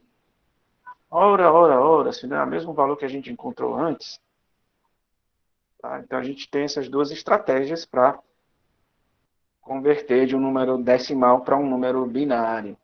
E isso vale, essa estratégia vale para qualquer base. Por exemplo, se eu tivesse querendo converter para octavo, era só eu dividir por 8 e sair dividindo por 8 e sair dividindo por 8 até terminar. Tá? Então essa é mais genérica, a outra lá não é não. Exatamente, Felipe.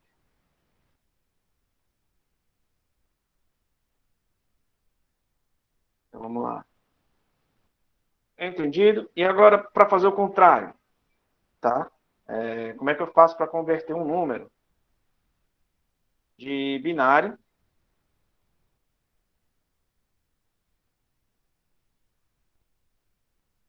para decimal?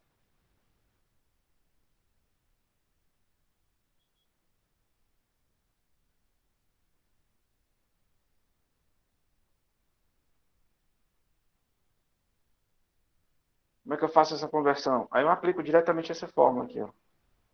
A gente falou.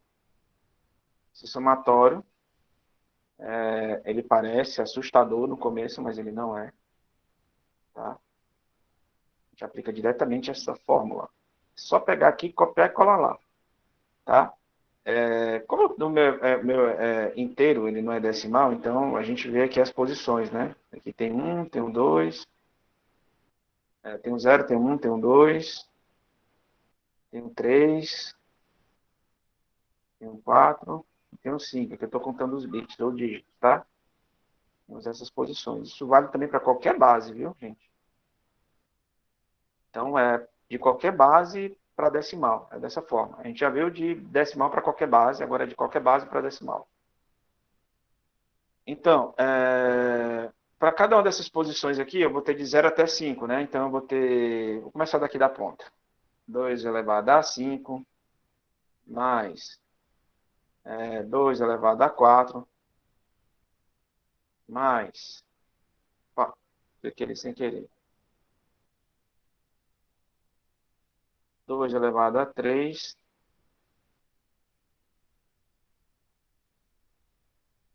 2 elevado a 2, 2 elevado aqui, então mais aqui, elevado a 1, 2 elevado a 0.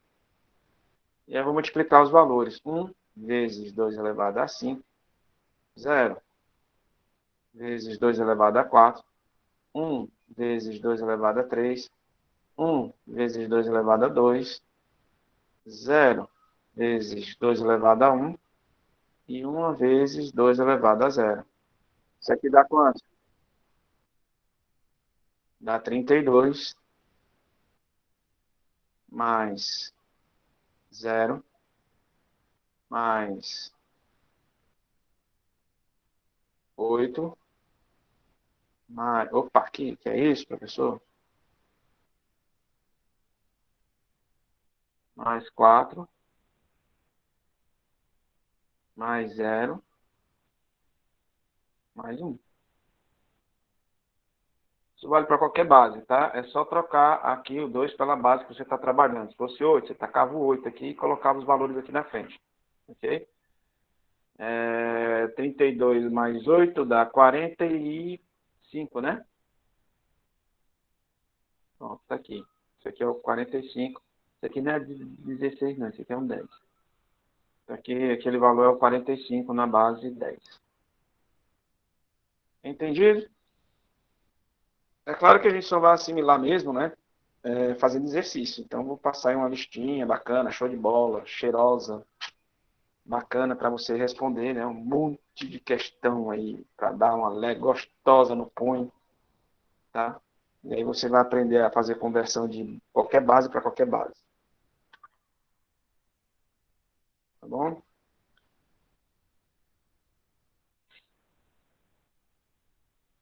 Voltando lá para os slides, cadê? Pronto, então a gente já viu tudo, né? Já sabe passar de binário para octal, de octal para binário. Já vimos binário para hexadecimal, de hexadecimal para binário, trivial. Decimal para binário, vimos duas estratégias. De decimal para binário, vimos também como é que faz. Né? Existe outra estratégia para passar de decimal para binário, tem no livro, dê uma olhada lá. Tá? Vimos, e uma base genérica, a gente pode ir tanto para decimal quanto da base genérica para decimal, ida e volta. Né? Foi aquela mesma estratégia que a gente usou para o binário, é só mudar a base. Vou botar um exercíciozinho para vocês fazerem e consolidar isso aí. Então, pronto. Agora vamos representar números negativos. Existem existem várias maneiras de se representar números negativos. As mais conhecidas são de magnitude com sinal, complemento de 1, complemento de 2 e anotação de excesso. Para representar números negativos, eu vou ter que estabelecer um limite de bits. Eu não vou deixar assim uma coisa solta, a rodo, não. Tá? Vou estabelecer aqui alguns bits, e para nós, aqui hoje, a gente vai estabelecer que o nosso limite é de 8 bits. Então, a gente está trabalhando com precisão finita de 8 bits. Então, o máximo que a gente vai trabalhar são 2 elevado a 8,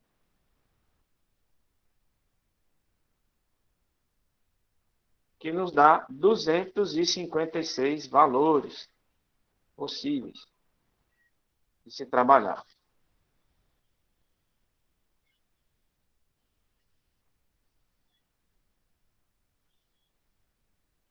Obviamente, se a gente fosse trabalhar só com números positivos, isso aqui iria de 0 a 255, né? Mas a gente não vai trabalhar, a gente quer trabalhar com, se fosse só números positivos. Mas a gente não vai trabalhar só com números positivos, a gente quer uma maneira de representar esses números negativos. Como é que a gente vai fazer? A primeira delas é magnitude com sinal. O que é que significa isso? Eu tenho 8 bits para trabalhar. Então, eu vou ter aqui 1, 2,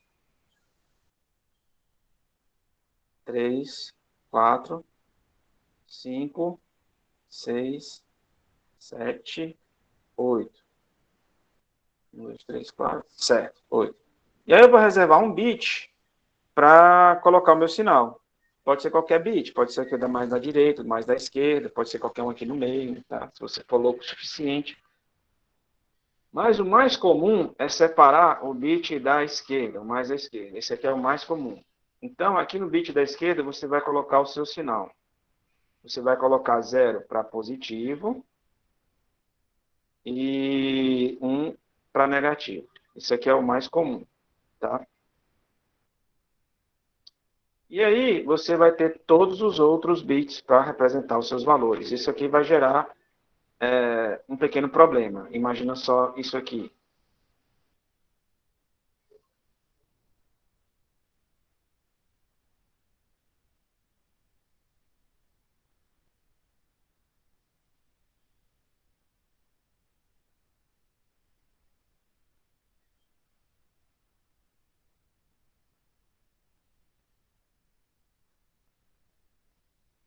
Olha só.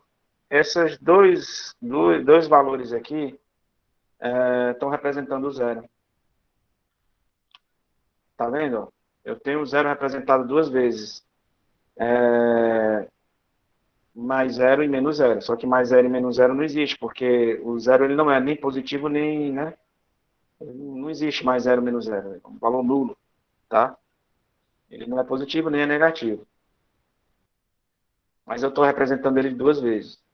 E aí o maior valor que eu posso representar dessa forma é esse.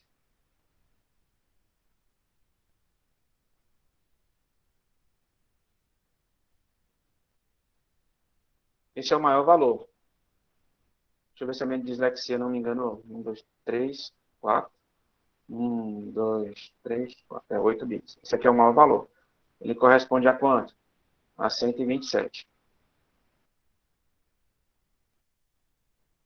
E o menor valor? É esse aqui.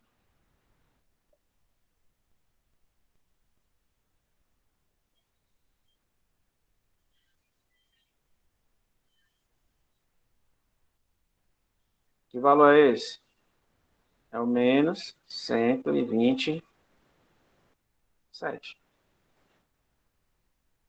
Tá? Então, como é que eu represento o número 1? O número 1 vai ser representado dessa forma.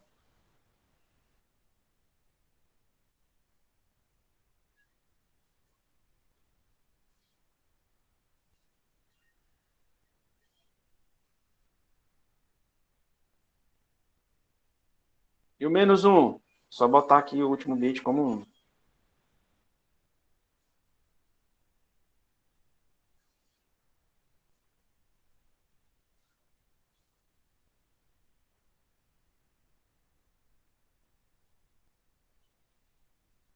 Tá?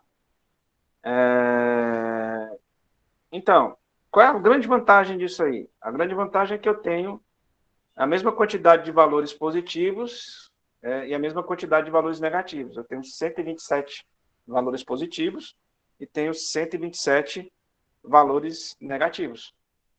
Tá? Eu tenho a mesma quantidade, os dois.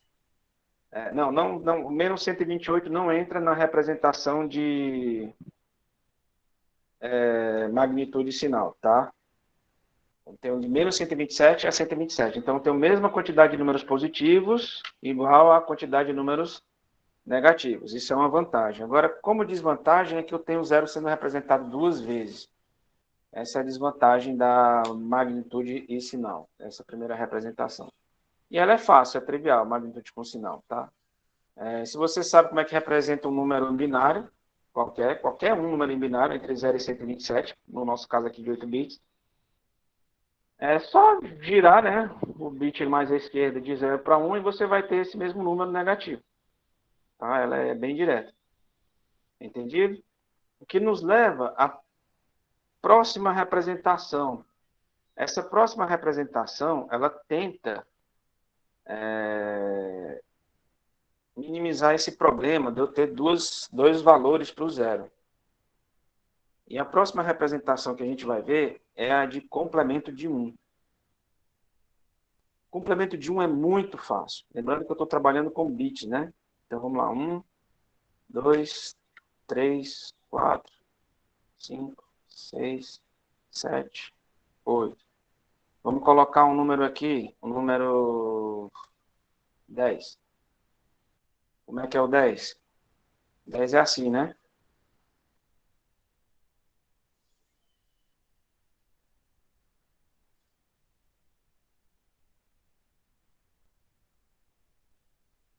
Não é não? É desse jeito. Tá com lag, né? Pronto, apareceu os zeros ali. Como é que eu faço no complemento de 1 para representar o menos 10? No complemento de 1 é muito fácil, é só eu inverter, tá? Todos os bits. Então, esse 0 vira 1, esse aqui vira 0, esse aqui vira 1, esse aqui vira 0, esse aqui vira 1, esse aqui também vira 1, esse aqui também vira 1, esse aqui também vira 1. No complemento de 1, eu vou ter como consequência que, por acaso, esse bit aqui também vai dar o sinal, né? Quando ele é 0 é porque o número é positivo, quando ele é 1 é porque o número é negativo. Mas é uma consequência, tá? Isso aí não foi bem estabelecido para definir o complemento de 1, não. Então, é dessa forma. Então, qualquer número, para eu pegar o complemento de 1 dele, é só eu inverter os bits. Ok? O que nos leva ao complemento de 2. Né? O complemento de 2 é a mesma coisa, quase a mesma coisa. Só que eu primeiro faço o complemento de 1, está aqui, e depois eu somo mais 1.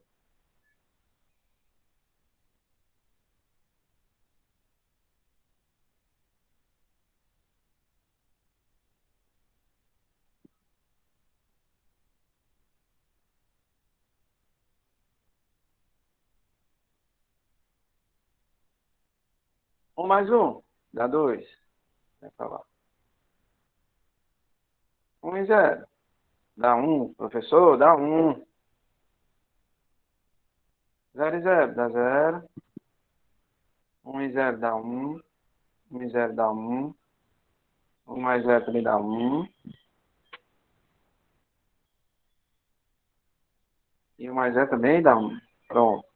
Então, esse aqui em cima representa o menos 10 no complemento de 1.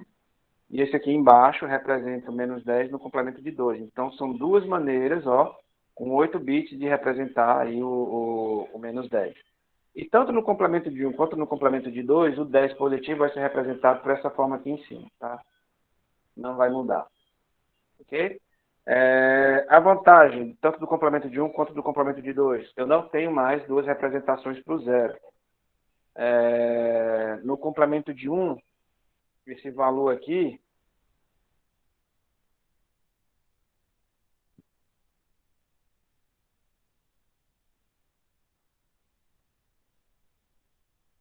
representa quanto?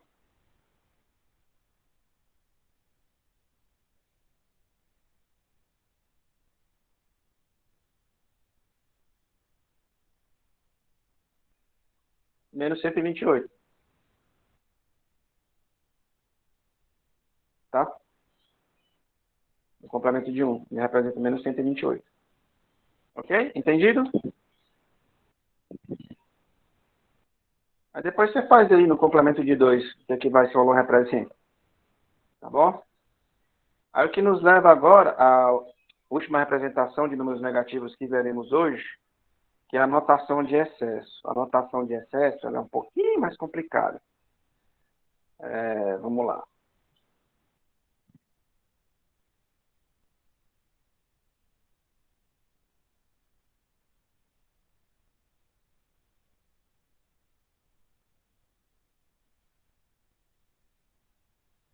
Bom, eu tenho 256 valores, né? 2 elevado a 8, trabalhando com 8 bits. Vejam que isso aqui tem que ser trabalhado de acordo com os bits que você está separando, tá? Se você for trabalhar com outra quantidade de bits, você tem que refazer todas essas continhas. Para 8 bits, que é o que a gente está trabalhando agora, eu tenho 256 valores, o que vai me dar 128 valores negativos, concorda? Vai me dar o zero e vai me dar 127 valores positivos.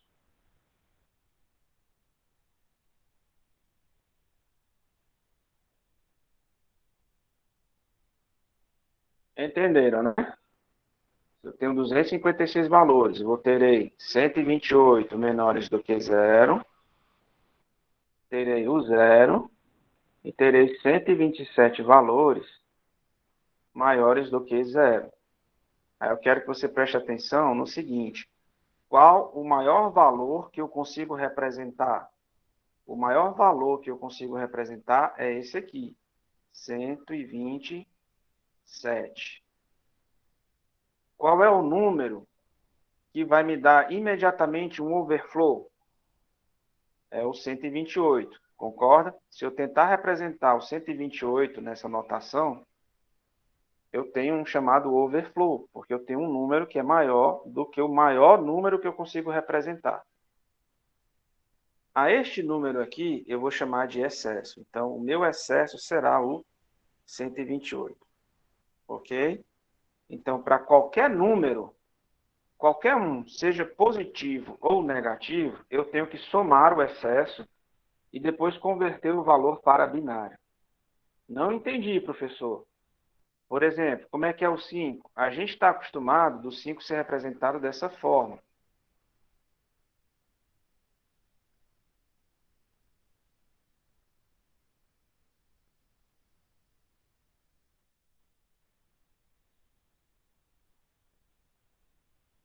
Não é? Isso aqui é o 5, em 8 bits.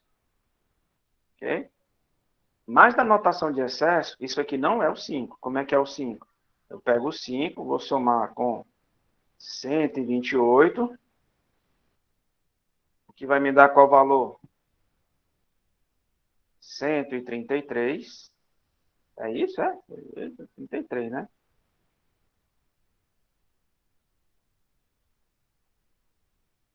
Não é? 29, 30, 31, 32, 33. É. Agora sim, esse valor de 133 eu vou converter em binário, tá? Eu vou usar aquela estratégia do 2 elevado a alguma coisa. Então, qual é a maior potência de 2 que eu tenho que é menor do que 133? É 2 elevado a 7, né? Isso aqui dá 128. Subtraio. Isso aqui, obviamente, dá 5. Qual é a maior potência de 2 que eu tenho? 2 elevado a 2. Isso aqui dá 4. Isso aqui sobra 1. Agora eu uso 2 elevado a 0, que dá 1.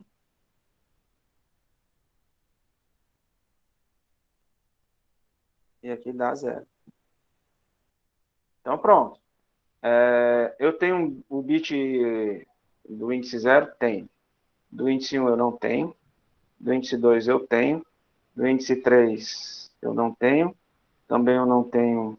Aqui, 0, 1, 2, 3. Eu também não tenho do 4. Eu não tenho do 5. Não tenho do 6, mas eu tenho do 7. Pronto. Na notação de excesso, o 5 é representado assim, ó.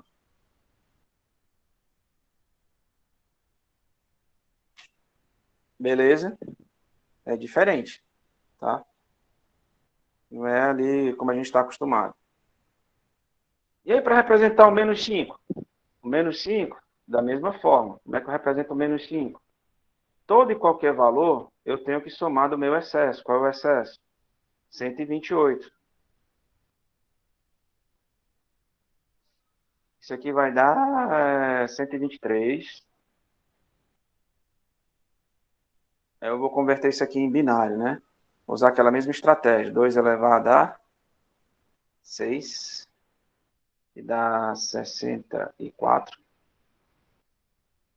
Isso aqui dá 4 para 13, dá 9. Não, 9 é? É, né? Vem um 7 para 12, 5, 59. Aí aqui, 2 elevado a 5, que dá 32. Isso aqui dá 7. Isso aqui dá 2. Agora, 2 elevado a 4, que dá 16.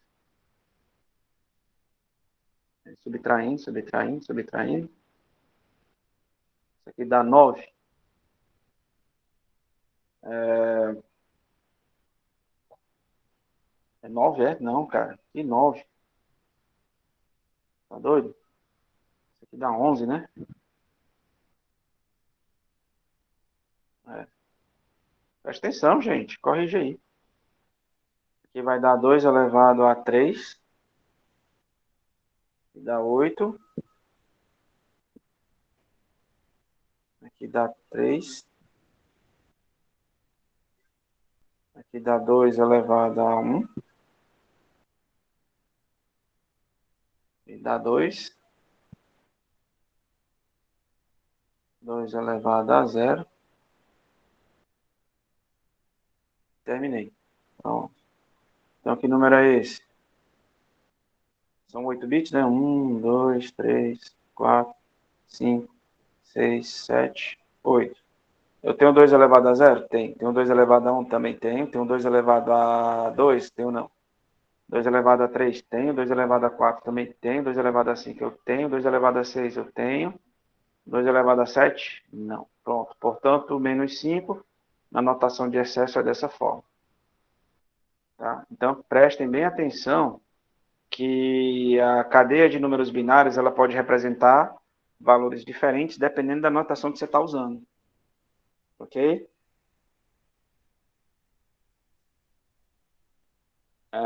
Então, para terminar a aula de hoje, vamos ver a adição e subtração de números binários. A adição a gente já está careca de ver, né? A gente já viu aí quando estava falando de portas lógicas. Mas a gente tem que só para passar aqui bem rapidinho na adição, a gente tem que lembrar que quando eu tenho 0 mais 0, isso aqui é igual a 0. 0 mais 1, isso aqui é igual a 1. 1 mais 0 é 0. E o 1 mais 1, sinal de mais porco.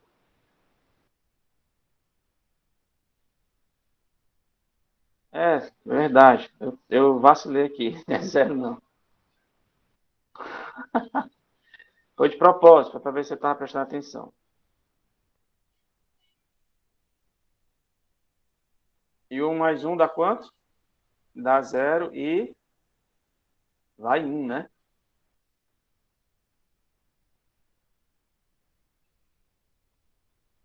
Tá, então vamos somar aqui. Vamos diminuir de 8 para 4 bits.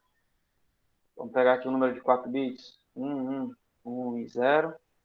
Eu vou somar com 0, 0, 1 e 1. Isso aqui equivale a eu somar 6 e 3, né? O resultado é para dar 9. 0 e 1 dá 1. 1 mais 1 dá 0. Vai 1. Então vem 1 para cá. O próximo bit, né? 1 em 1 dá 0. Vai 1. 0 com 0 dá 0. 0 em 1 dá 1. 1 com 0 dá 1. Então, tá aqui. Confere? Confere. Beleza. Tá? Pode acontecer... Pode acontecer de haver um estouro. Tá? Por exemplo, vamos pegar aqui 8 mais 3. Será que estoura? Não, estoura não. 8 mais 7. Tá 4 bits, né? Como é que é o 8? É assim, né?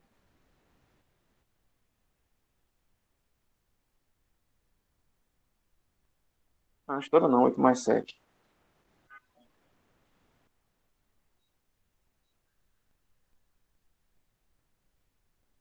8 mais 8, né?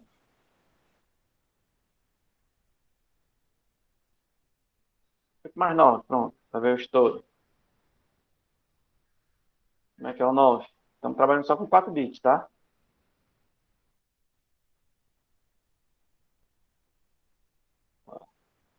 0 mais 1 dá 1. 0 mais 0 dá 0. 0 mais 0 dá 0. 1 mais 1 dá 0. Só tenho 4 bits. Vai 1. Esse bit aqui ele é perdido. Tá? Porque a minha representação é de 4 bits. Okay? Então, o valor aí estourou. Foi um erro, né, de excesso, overflow. Estourou a memória que eu tinha reservada lá para os meus cálculos. Tá? Por isso, crianças, não armazenem números muito grandes em int, né? Vejam aí na linguagem de programação o valor máximo que cada tipo de dado suporta. E para subtração? A adição é trivial, né? Para subtração eu posso seguir a mesma regra da aritmética. Vamos pegar aqui 9 menos 3. Quanto é que dá? Como é que é o 9? Vou usar os mesmos 4 bits. 4 bits, tá? 9, quanto é? É 1, 0, 0, 1. E o 3, em 4 bits? 0, 0, 1 e 1. Aqui vai valer a mesma regrinha da aritmética tradicional, da álgebra. 1 para 1 dá 0. Beleza. 1 para 0 dá 1. Né? Quanto falta para eu chegar em 0, né? Estando em 1? Falta 1. Só que agora o vai 1 vem para onde? Vem para cá. Ele não vai mais lá para cima. Vem para cá. Tá? Então 0 e 1 dá 1. 1 para 0. Falta 1. Não é não? E aí vem 1 para cá. Mesma coisa que a gente fazia com a aritmética tradicional, né? A álgebra tradicional. Então, 1 para 1 dá 0. Esse aqui é o resultado. Confere? Confere. Esse aí. Entendido?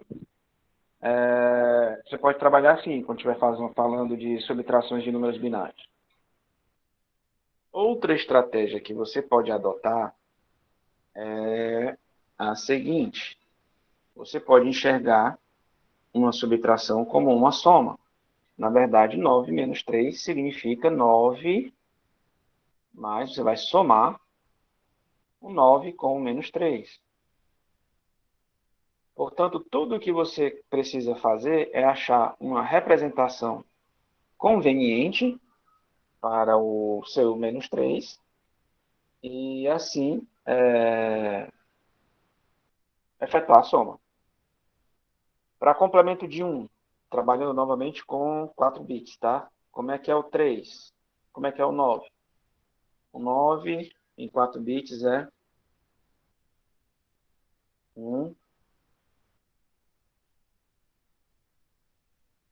não é isso? E o menos 3? Vamos começar pelo complemento de 1. Pelo complemento de 1, o menos 3 é da seguinte forma. Eu pego o 3, em 4 bits é assim, e vou inverter os bits, né? Vai ficar assim.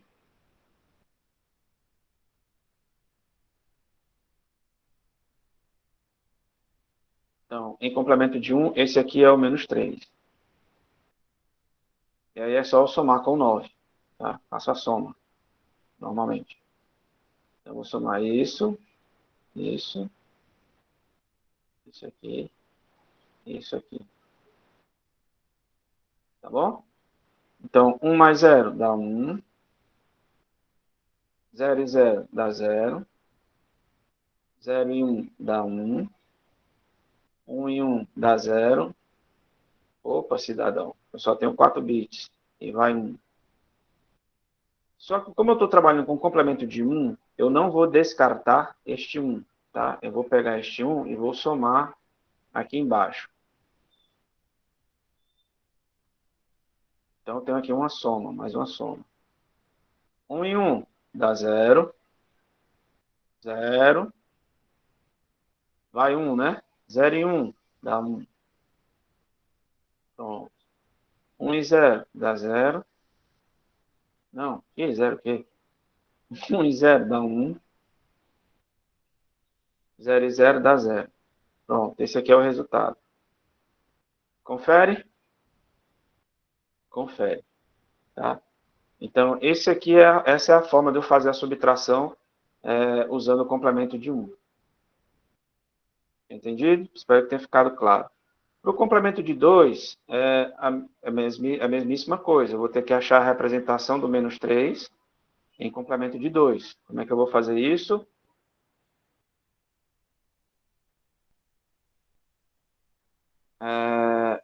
Eu já fiz o complemento de 1, né? É só somar mais 1. Então, menos 3 em complemento de 2 é representado como 1, 0, 1, 1, 0, 1.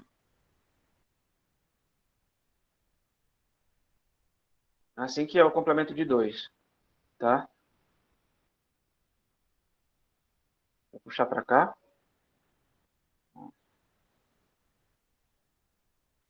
E agora eu faço a soma normalmente. 1 mais 1, 0 vai 1, lá para cima. 0 e 1, 1. 1 e 0, 1. 0 mais 1, 1. 1 mais 1, 0, vai 1. Opa, cidadão, aqui acaba a minha representação de 4 bits. E diferente da complemento de 1, na complemento de 2, eu simplesmente descarto esse bit extra. Então, meu resultado é esse. Confere? Confere, está aqui, é 6. Tá? Então, é assim que eu faço a subtração de números binários. Eu uso a complemento de 1, posso usar complemento de 2, ou posso usar a notação de excesso. Como ela é muito bacana de ver, tá? Ela exige um pouquinho mais de raciocínio, eu vou deixar para vocês como exercício, né? Vocês vão me agradecer depois, vocês vão dizer, muito obrigado, professor, o senhor é muito bom com a gente, deixou esse exercício para a gente fazer a subtração binária utilizando a notação de excesso, tá bom?